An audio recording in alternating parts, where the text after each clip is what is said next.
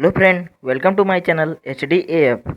आज हम लोग पढ़ेंगे साइकोलॉजी मनोविज्ञान का एक चैप्टर का नाम है हेरिडिटी एंड इन्वायरमेंट, आनुवंशिकता और पर्यावरण। इससे पहले हम लोग 2 लेक्चर ले चुके हैं। अगर वो वीडियो आप लोगों ने नहीं देखी हो तो हमने प्लेलिस्ट बना दी है, वहाँ से आप लोग जाके देख सकते हैं। साथ ही डिस्क्रिप्शन में हम लिंक दे देंगे, वहाँ से भी आप लोग देख सकते हैं। तो चलिए, आज हम टॉपिक कौन कौन से कवर करेंगे।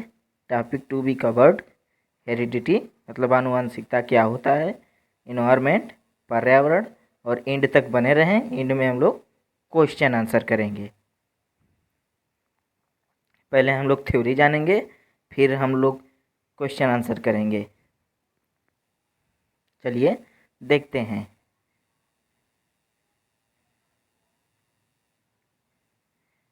आनुवंशिकता और पर्यावरण, इंग्लिश में इसको हेरिडिटी एंड इन्वायरमेंट, इन्वायरमेंट को पर्यावरण कहते हैं,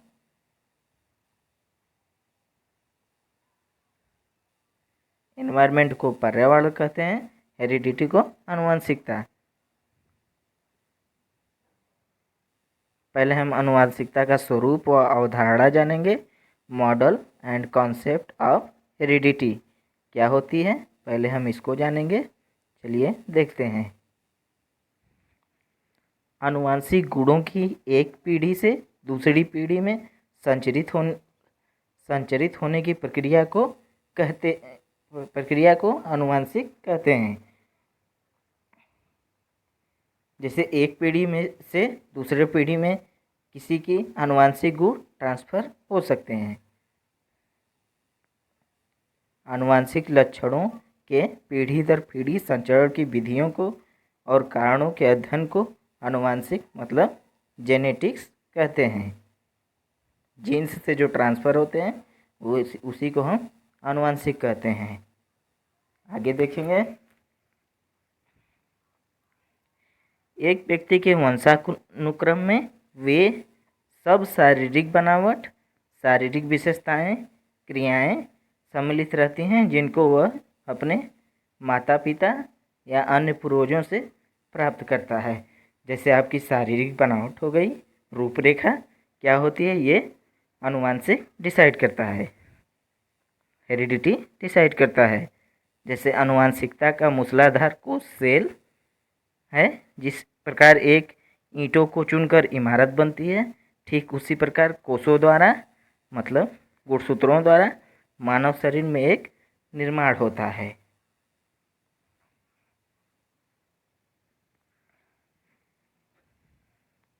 गर्भाधारण के समय माँ के अंडाणु पिता के शुक्राणु कोषों में मिलने से नए कोष की संरचना होती है।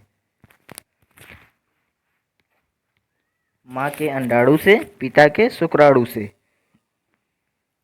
जो मिलके बनते हैं नए कोष की संरचना होती है। कोषों के केंद्रक को न्यूक्लियस के कणों को गुणसूत्र क्रोमोसोम कहते हैं।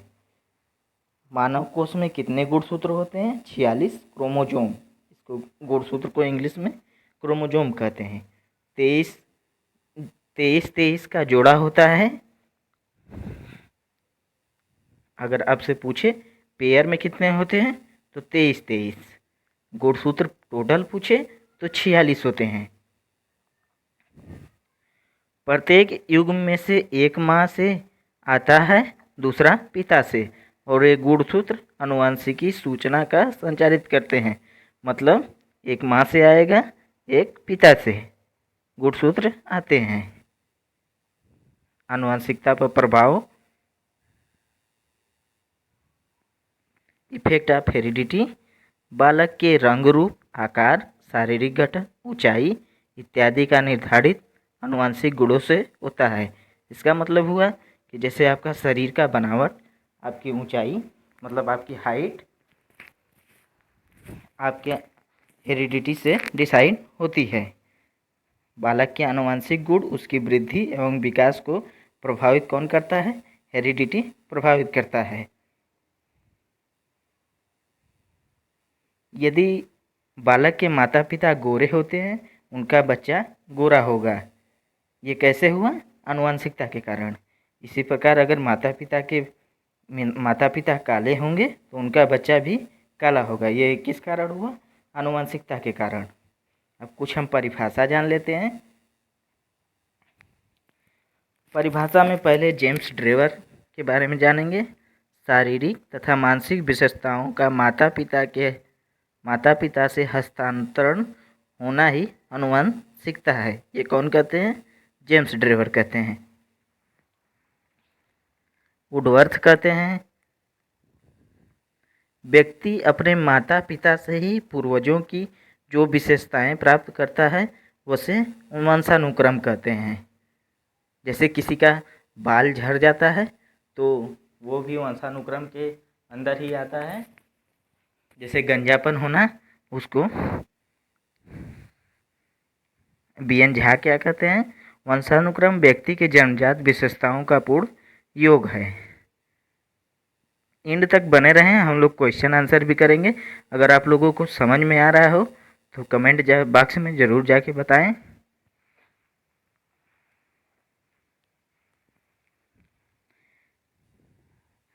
वातावरण का अर्थ होता है, वातावरण का अर्थ मीनिंग ऑफ एनवायरनमेंट। वातावरण का अर्थ पर्यावरण है। पर्यावरण दो शब्दों से परिधन आवरण मिलने से बना है। परि का अर्थ होता है चारों ओर, आवरण का अर्थ होता है ढकना। इस प्रकार वातावरण तथा पर्यावरण चारों ओर से घेरने वाला। वातावरण मानव जीवन के विकास में महत्वपूर्ण योगदान, जितना योगदान आनुवंशिकता का है उतना ही वातावरण का प्रभाव पड़ता है। इससे क्या समझ में आया कि आनुवंशिकता और पर्यावरण कभी 50-50% नहीं हो सकते। कहीं आनुवंशिकता ज़्यादा होगा आपका तो कहीं आपका पर्यावरण। इसको सेम नहीं रखा जा सकता। जैसे कोई कहता है कि हेरिडिटी 50% होती है, इन्वायरमेंट 50% होती है, तो ये गलत है। ये गुणनफल होता है, हेरिडिटी इंटू इन्वायरमेंट। वातावरण मानव जीवन के विकास में महत्वपूर्ण योगदान, ये हम लोग कर चुके हैं। ये वाला देखेंगे। व्यक्ति एक सामाजिक प्राणी है, उस पर समाज का अधिक प्रभाव दिखाई देता है। सामाजिक व्यवस्था, रहन सहन, धार्मिक रीति रिवाज, पारस्परिक अंतःक्रिया और संबंध से बहुत तत्व हैं जो मनुष्य को शारीरिक, मानसिक तथा भावात्मक बौद्धिक विकास किसी न किसी ढंग से प्रभावित करती हैं। जैसे आपका समाज, इन्वायरमेंट मतलब बहुत प्रभावित करेगा आप कैसे हैं। पर्यावरण की कुछ परिभाषाएं दी गई हैं। वुडवर्थ कहते हैं वातावरण में वे समस्त बाह्य तत्व आ जाते हैं जिन्होंने जीवन प्रारंभ के समय व्यक्ति को प्रभाव किया हो। सीसी पार्क कहते हैं मनुष्य एक विशेष स्थान पर विशेष समय पर जिन संपूर्ण परिस्थितियों से घिरा हुआ है उसे पर्यावरण कहते हैं। अब इम्पोर्टेंट फैक्ट हम लोग जानेंगे।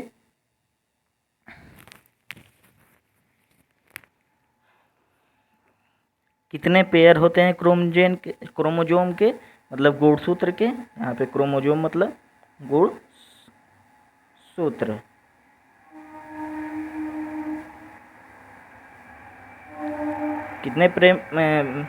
कितने पेयर होते हैं क्रोमोजोम के? तो आप बोलेंगे 23। Total chromosome 46। 23 इंटू 2 बराबर 46। 22 पेयर ऑटोजोम होते हैं, मतलब लगभग महिला और पुरुष में दोनों में सेम होंगे। 22वां पेयर ऑटोजोम कहलाता है। इसको ध्यान रखेंगे, ये पूछा जाता है क्वेश्चन में। ऑटोजोम किसे कहते हैं? 22 पेयर को। जैसे 22 पेयर महिला में, 22 पेयर पुरुष में लगभग समान होते हैं। 23वां पेयर सेक्स क्रोमोजोम कहलाता है। इसको हेट्रोजेन, 23वां पेयर अलग होता है। ये यही डिसाइड करता है जो बेबी होगी गर्ल चाइल्ड होगी या जो मेल चाइल्ड होगा। अगर XX क्रोमोजोम ट्रांसफ़र हुआ है तो फीमेल चाइल्ड होगी, फीमेल गर्ल होगी। अगर XY होगा तो बॉय होगा। अगर XX क्रोमोजोम ट्रांसफ़र हुए हैं तो गर्ल चाइल्ड होगी। अगर एक्स वाई हुआ तो बॉय चाइल्ड होगी।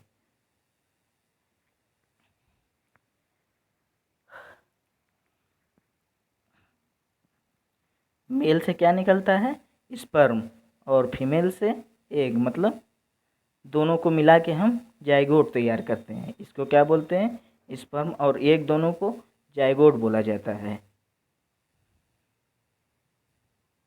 अगर 21वें पेयर में कुछ खराबी हो जाती है, अगर 21वें पेयर में, तो एक्स्ट्रा जेनेटिक मटेरियल आपका हो जाएगा।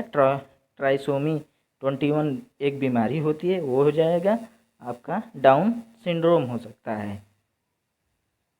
डाउन सिंड्रोम हो जाएगा तो आपको क्या परेशानी होगी? जैसे आपके नाक नाक छोटा हो जाएगा, स्मॉल नाक, कान बड़े हो जाएंगे या छोटे हो जाएंगे, माउथ माउथ मतलब फेस जो होता है चपटा हो जाएगा, आपके आँख भी अलग दिखेंगे, कलर में भी डिफरेंस देखेंगे। किन्हीं लोगों के आँख भूरे होते हैं तो वो डाउन सिंड्रोम वाले में आते हैं।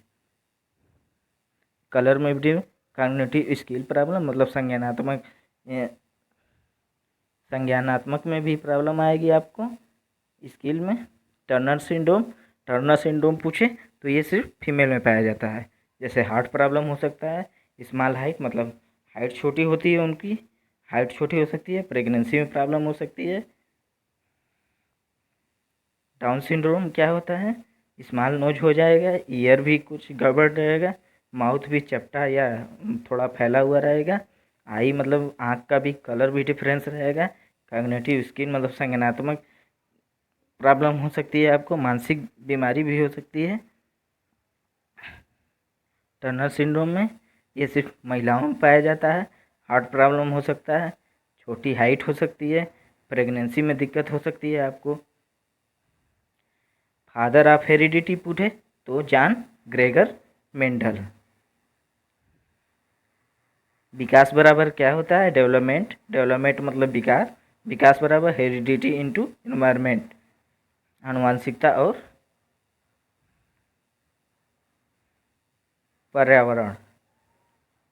लिख लीजिएगा आप लोग, डेवलपमेंट बराबर हेरिडिटी इनटू एनवायरनमेंट। यहाँ तक आप लोगों को समझ में आया कि नहीं? अगर समझ में आया हो तो साथ ही कमेंट में हमें बताएं कि आपको वीडियो कैसा लगा। इनको ऐसे भी पूछ सकता है, जैसे नेचर पीएस नर्चर डिबेट, मतलब प्रकृति व पोषण विवाद।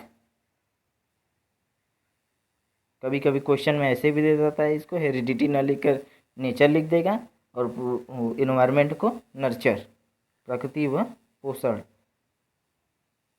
ये तो आप लोग जानते ही, हेरिडिटी मतलब आनुवंशिकता, इन्वायरमेंट मतलब पर्यावरण।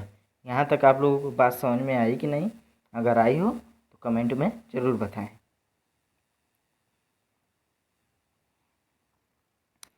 अब हम लोग अंतर समझ लेते हैं। हेरिडिटी से क्या होता है? कलर ऑफ आईज मतलब आँखों का रंग डिसाइड करता है। टाइप ऑफ हेयर आपके बालों का कलर। इंटेलिजेंस मतलब बुद्धि, आपकी फिजिक्स, शारीरिक, हाइट वेट आपका सब यही डिसाइड करता है। हेरिडिटी स्टैटिक होती है, स्थिर, ये फिक्स होती है, आप इसको चेंज नहीं कर सकते। हेरिडिटी को कभी चेंज नहीं किया जा सकता है, वो जेनेटिक है, वो जन्म से ही मिलता है। इन्वायरमेंट को आप चेंज कर सकते हैं। जैसे इन्वायरमेंट, बच्चे को पढ़ा रहे हैं, अगर गांव में माहौल अच्छा नहीं है तो आप शहर में जाकर इन्वायरमेंट को चेंज कर सकते हैं। इन्वायरमेंट में आ जाएगा न्यूट्रिशन, आपका पोषण कैसा है, उस पर बच्चे का प्रभाव पड़ेगा। एजुकेशन आपको कैसे मिला, आपकी इकोनॉमिक स्टेटस क्या है, ये डायनेमिक होता है और चेंजेबल होता है। इन्वायरमेंट परिवर्तनशील होता है। यहाँ तक समझ में आई कि नहीं दोस्तों? अब हम लोग क्वेश्चन करेंगे। क्वेश्चन करने से पहले आप लोग ने चैनल नहीं सब्सक्राइब किया हो तो कर दीजिए, साथ ही बेल आइकन दबा दीजिए। वीडियो पसंद आए तो दोस्तों में शेयर ज़रूर करें, साथ ही लाइक का बटन भी ज़रूर दबाएं। अब हम लोग यहाँ पे क्वेश्चन कर लेते हैं।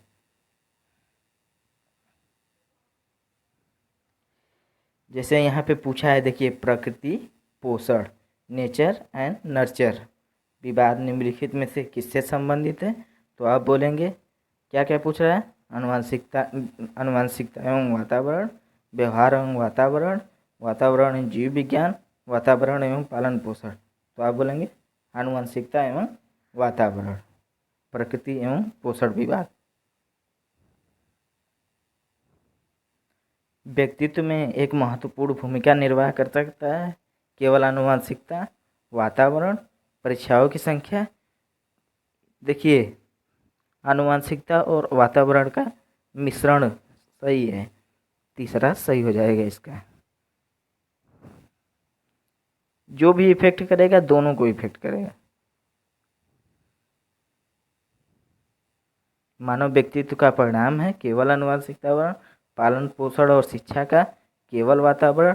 केवल शब्द नकार दिया जाता है, गलत होता है पेडागॉजी में। पहले तो आनुवंशिकता और वातावरण की अंतर क्रिया है, दोनों की परस्पर क्रिया है। ये देखिए, आनुवंशिकता को